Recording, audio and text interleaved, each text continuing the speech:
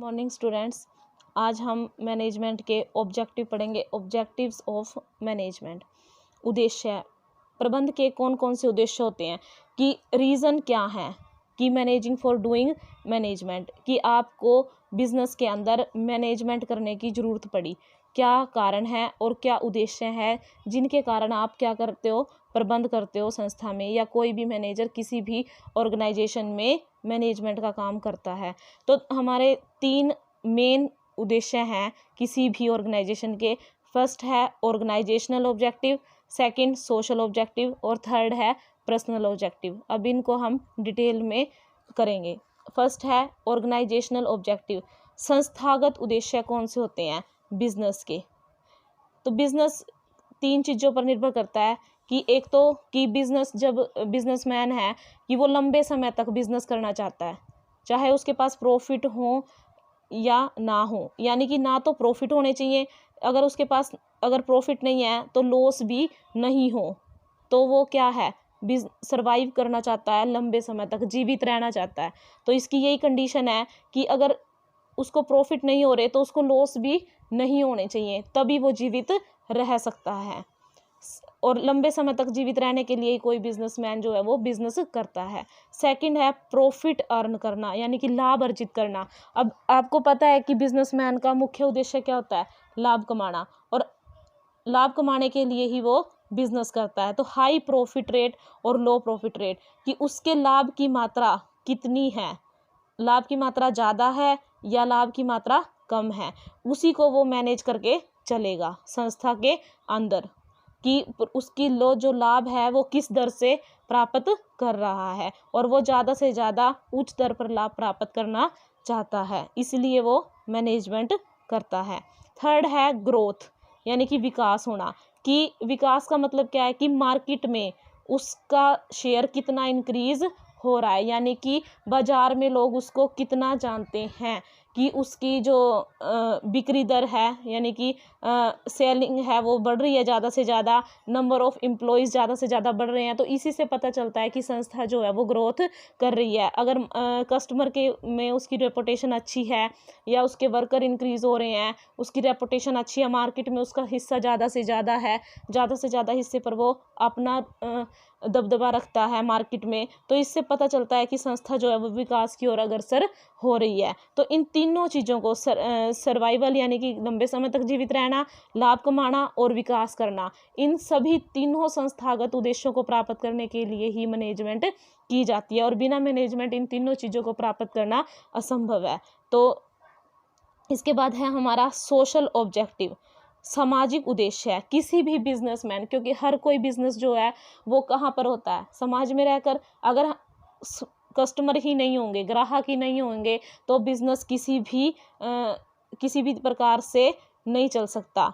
तो कोई भी बिजनेस जो है वो समाज में रहकर किया जाता है, इसीलिए हर एक बिजनेसमैन की समाज के प्रति भी कुछ उत्तरदायित्व होते हैं जिन्हें उसको पूरा करना होता है, और इन्हीं सामाजिक उद्देश्यों को पूरा करके ही कोई बिजनेस जो है वो आगे की तरफ रन कर सकता है। सोसाइटी के लिए क्या क्या जिम्मेवारियां होती हैं बिजनेसमैन की, कि वो जो अच्छा रोजगार प्रदान करे और इन्वायरमेंट को सेफ रखे, यानी कि जो भी प्रोडक्शन वो कर रहा है उससे किसी भी प्रकार से इन्वायरमेंट को हानि ना पहुंचे, और जो वो काम कर रहा है या उसका जो बिजनेस है उससे लोगों को ज़्यादा से ज़्यादा रोजगार प्राप्त हो, और सामाजिक कल्याण के लिए development surrounding help provide to business, कि अपने चारों ओर एक हेल्प प्रोवाइड करवाए वर्कर्स को, ठीक है, अपने आसपास समाज में रहते हुए सभी को एक अच्छी सराउंडिंग प्रदान करे, ये एक बिजनेसमैन का कर्तव्य होता है, और इन्हीं रिस्पॉन्सिबिलिटी को उसको पूरा करना चाहिए, तभी उसका सामाजिक उद्देश्य पूरा हो सकता है, और तभी उसका बिजनेस जो है वो अच्छे से रन कर सकता है।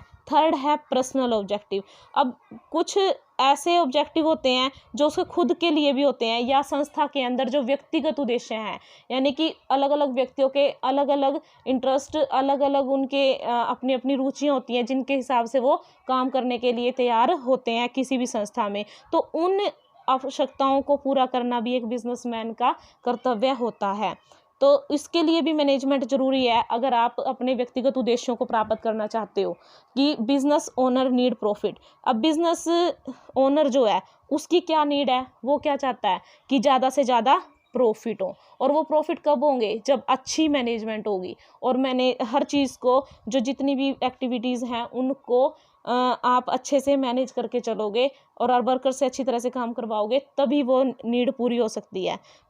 सेकंड है, और जो हमारे लेबर हैं, वर्कर जो हैं वो काम कर रहे हैं, वो क्या चाहते हैं कि जो उनका वर्किंग एनवायरनमेंट है वो सेफ हो, जहाँ पर वो काम कर रहे हैं जिस संस्था में, वो वातावरण और वो जगह सुरक्षित हो उनके लिए, उनकी जॉब सुरक्षित हो, तभी वो अच्छे से काम कर पाएंगे और संस्था के उद्देश्यों को प्राप्त कर पाएंगे। थर्ड है स्टाफ। स्टाफ क्या चाहता है, जो एम्प्लॉयज़ आपके काम कर रहे हैं वो चाहते हैं कि जो कंपटीटर्स सैलरी है या प्रमोशन है या जो कोई और अन्य सुविधाएं हैं, जो अन्य संस्थाएं उसी प्रकार की अन्य संस्थाएं प्रदान कर रही हैं उन दूसरे कर्मचारियों को, तो उन्हें भी अपनी संस्था में वो सारी सुविधाएं मिलें, समय पर मिलें। तो ये तीनों नीड यानी कि पर्सनल जो नीड है ये कब पूरी होंगी, जब आप अच्छे से मैनेजमेंट करोगे या मैनेजर जो है इनसे अच्छा व्यवहार करेगा और अच्छे से इनसे काम लेगा, तभी ये तीनों नीड आपकी कंप्लीट हो सकती हैं और संस्था का ज़्यादा से ज़्यादा विकास हो सकता है। तो ये तीनों उद्देश्यों को, संगठनात्मक संस्थागत उद्देश्य और व्यक्तिगत उद्देश्यों के साथ सामाजिक उद्देश्य पूरा करते हुए ही कोई बिजनेसमैन अपने बिजनेस को प्रॉफिट की ओर ले जा सकता है। और एक अच्छी मैनेजमेंट में ये तीनों ही उद्देश्य प्राप्त करना बहुत ज़रूरी होते हैं। एक मोस्ट इम्पॉर्टेंट पॉइंट्स है आपका ऑब्जेक्टिव ऑफ मैनेजमेंट, ध्यान से पढ़ें इसको और यहाँ तक के नोट्स आप प्रिपेयर करें अपनी नोटबुक में और इनको अच्छे से रिवाइज करें, यही आपका होमवर्क है। Thank you, have a nice day.